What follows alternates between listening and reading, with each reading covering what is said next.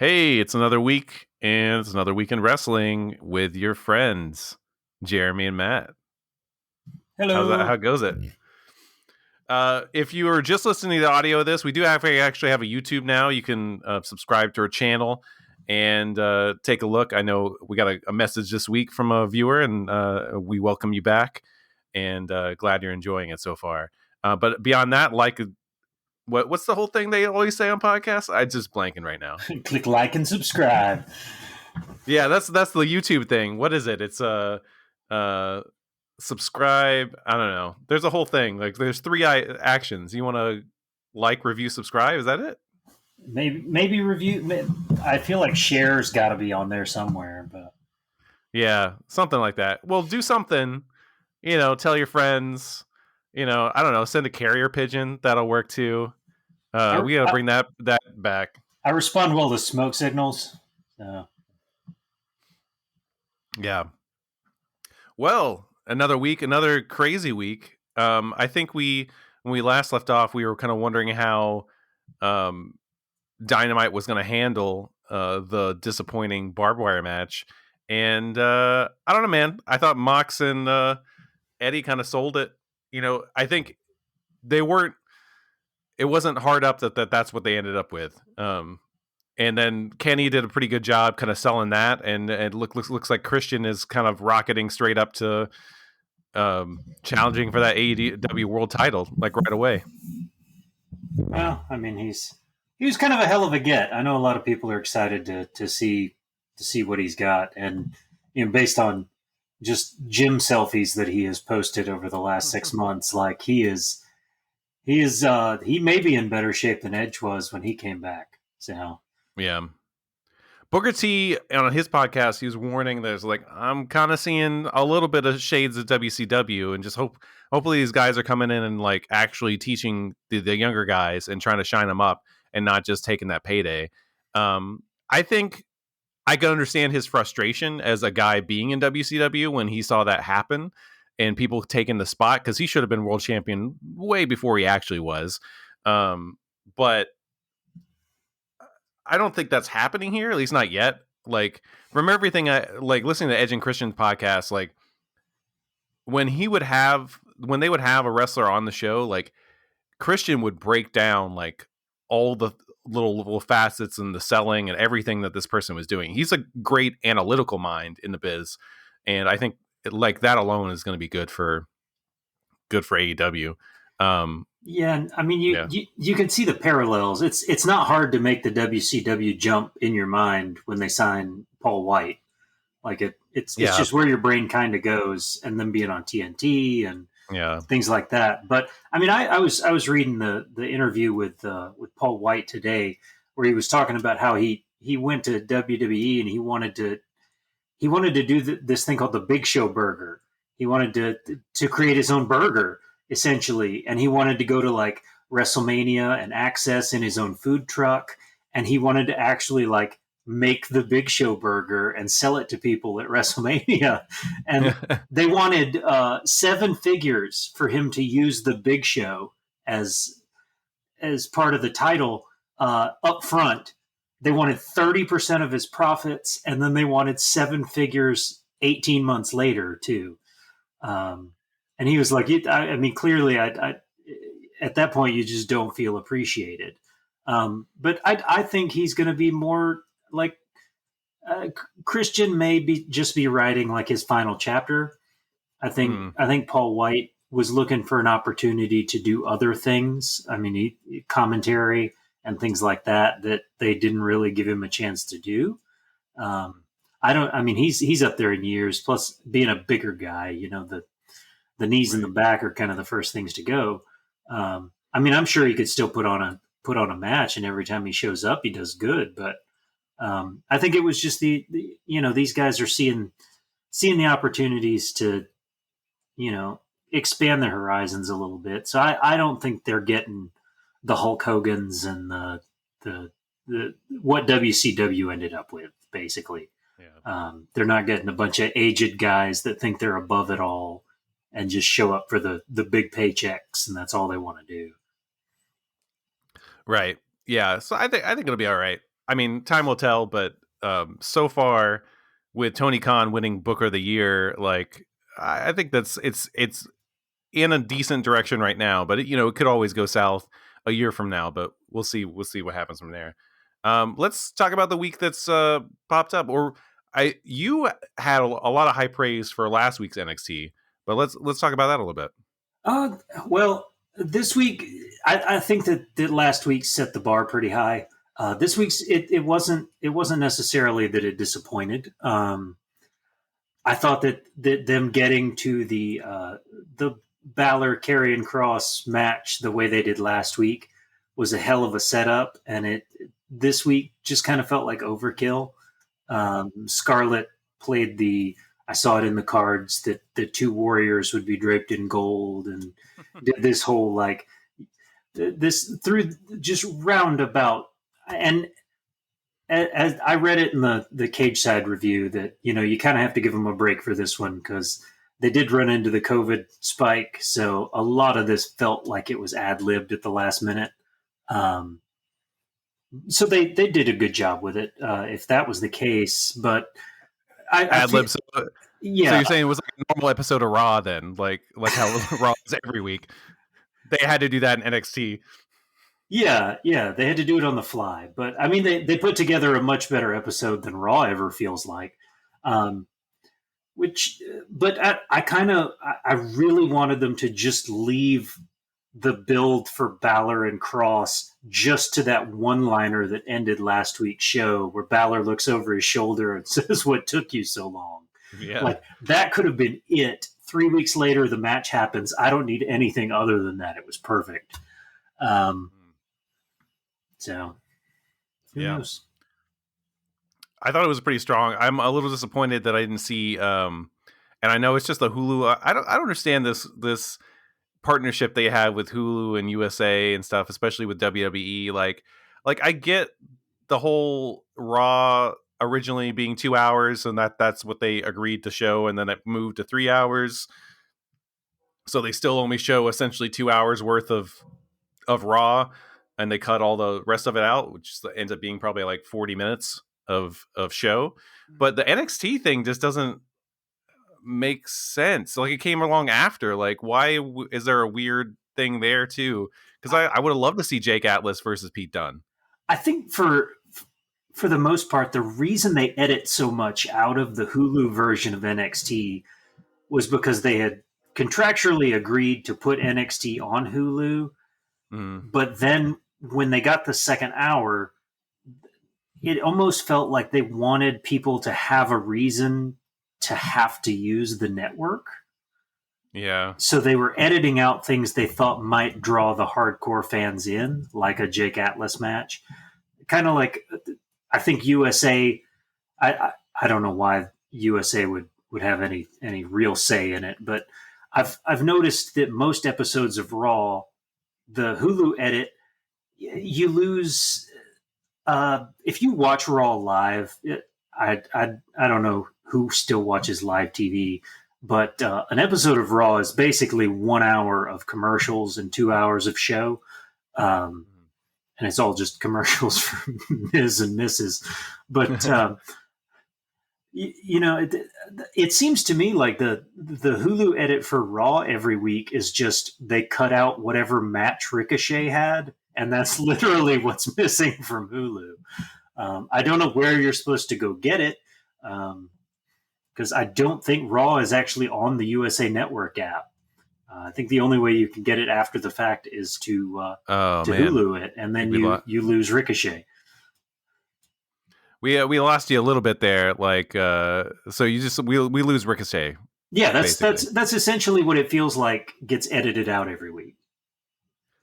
And actually, the way we record this, I'm not entirely sure we actually lost you. I think I might just thought we lost you because it just hung up on me. But anyway, well, cool. I mean, not cool, actually. It sucks. I remember when the cruiserweights were on Raw, like that was always the easy cut for them because they would just cut out the cruiserweights, and they would essentially make sure they had enough of the cruiserweights to cut out. So, God, I miss those guys getting more TV time. 205 Live was just, it became the best thing they put on TV each week. And it didn't even go on TV each week. It went on the network. Yeah. It was the reason I paid $10 a month. Man. Oh, man. So we're about to start with the Peacock pretty soon. I'm actually going to sign up for Peacock. I've already canceled the network, so I'm going to fire up Peacock for Fastlane and see how that experience is. I'm expecting it maybe to be a train wreck. We'll see. But yeah. But what are you gonna say? You miss all the anything after the last year of WWE is just completely gone, on there for a while, except for all the WrestleManias are there. But beyond that, all the other pay-per-views that they had on the network are gone. All the old wrestling are gone. It's the Cruiserweight Classic, which is probably not on there, I guess, either.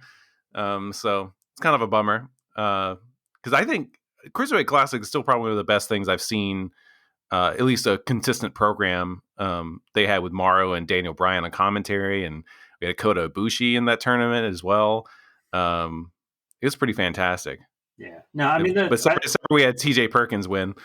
What did they say? By SummerSlam, the entire network's archive will be up. Yeah. I mean, but then you don't have the match markers, which I thought were really cool. So, whatever. It's going away. Well, I'm still in TNT app limbo. So tell me what happened on AEW this week. I mean, there are a lot of things that happen, but the thing that everyone's talking about is the fantastic match they had, Britt Baker and Thunder Rosa, the lights out, anything goes, falls count anywhere match. It was nuts, but there was no wasted effort. It didn't seem like there were any gimmicks for gimmick's sake, or they were overdoing any one thing. Like the ladder shots mattered, the thumbtacks mattered, it all mattered, and you can feel you saw their faces a lot. They took time to sell. Britt Baker had an incredible crimson mask. It's not for the light of heart for sure, but I took a little solace in knowing that this was pre-taped. And I'm pretty sure I would have heard about it from somebody if Britt Baker had died the week prior. But it's afterwards, the video after that they put up on YouTube, like Britt Baker's like, Mox will be so proud of me. And I think that says a lot. She did her all. And I still can't believe, I know it's like a joke. It's someone on Reddit, which had a really awesome name. Person on Reddit, what was their name? Billy Ray Cyrax, which is an awesome username. Dr. Britt Baker DMD truly is the Michael Jordan of wrestlers who are also dentists. But I can't believe that, I'm sure she took a few days off after that match, but I still can't believe she comes into Dynamite and then she's earlier in that week, or even maybe later the next that week that she wrestles, she just goes in and fucking cleans teeth and fills some cavities and stuff like that. And it's just kind of nuts. She's just walking little kids to the treasure box when they're done their dental appointments. She has a bloodbath death match on Wednesday nights, and by Thursday afternoon, little Billy's getting one of those stretchy spider things that he irritates his mom with. Yeah. It's just nuts. And I mean, it's cool that she's able to do that, just like you were talking about with Big Show. Big Show's able to sell his dumb burger thing, or whatever, the Captain Insano burger that we're probably going to get. I'm good with something. Yeah, so it was pretty incredible. So let's finish out this episode with some Fastlane talk. Are there even any matches that we can have predictions for? There are, and I've got some wild shit in mind for this one. So, you had something you wanted to say in regards to Bobby Lashley. I do. For a couple of episodes now, we've been a little harsh on Bobby Lashley, and the way his character is presented, and his promo work and things like that. But he had just a banger of a match with Sheamus on Monday night. I mean, just a fantastic main event for Raw that, you don't get those on Raw anymore. It got a clean finish. Like there was no shenanigans involved. I mean, it was great. And I've spent a lot of time, here lately, since he won the belt, he's been doing all these interviews, and he just seems like a genuinely good person. All the things that he said about the Miz, I mean, I have newfound respect for the Miz just because of things that Bobby Lashley has said about him. So I'm going to apologize to Bobby Lashley for being so harsh. He brings it in the ring. I know I'm still not a huge fan of his promo work, but he is a good dude. And, after seeing all this, I'm actually happy for him that he finally got the belt. Well, yeah, it's definitely coming around. I think definitely having MVP by his side probably helps because that guy can talk, and that's good to have. And he should have had somebody talking for him the moment he walked in the door, because he wasn't good years ago, and he didn't improve in TNA, Impact or whatever, and now, that's where we are. And I think that's always been the biggest thing too, is that he should have been presented like the monster that he is, just shown in the ring doing what he does, not having to do a lot of talking. And I think he's handed just shit scripts that he doesn't really feel. So there's a disconnect, and it happens to the best of them. I mean, they gave Roman shit to work with forever. Tater tots. I mean, and now, that man can do no wrong in my eyes. So, I mean, we're getting to a point now where maybe Bobby Lashley gets a little more comfortable. They let him kind of ad lib.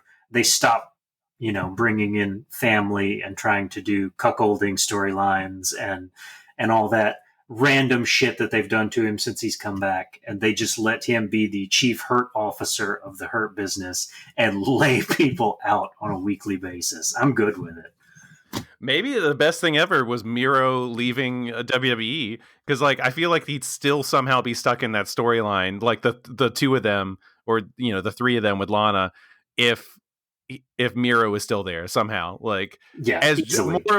more of a punishment to Miro, but still, Bobby Lashley is just the guy that's suffering the consequences. So I haven't really been watching Raw recently. So Sheamus now looks like he walked off the set of Peaky Blinders.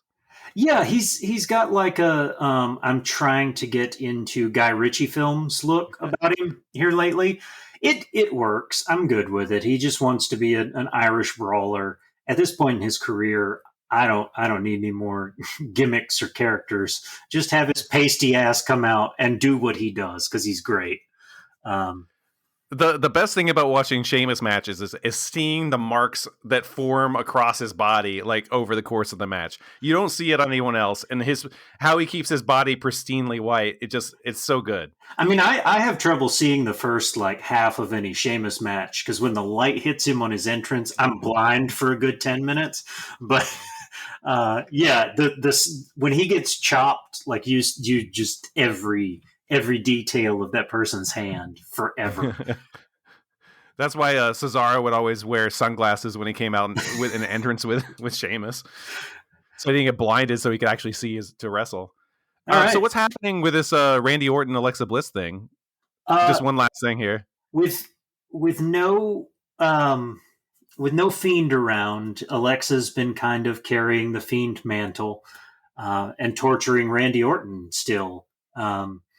It's about a 99% chance that as soon as the bell rings, the lights go out and Alexa turns into the Fiend. But truthfully, we're at a point in 2021 where I want to see Alexa pick up a win over Randy Orton. I want to see she hits Twisted Bliss and then a Sister Abigail and gets the win, super clean squash match. That's what I want at this point. But they're not gonna 200. I think Orton's billed at 260 pounds and Alexa's 103. So there's no way in hell. Oh man. What if let's just say like on like with a total like surprise, what if someone besides the Fiend showed up? Who would you want? It's a completely off the wall thing. The Boogeyman. I mean, everybody to expect the Fiend, and then the Boogeyman is just there, just eating worms in the corner for no reason. I think that's it.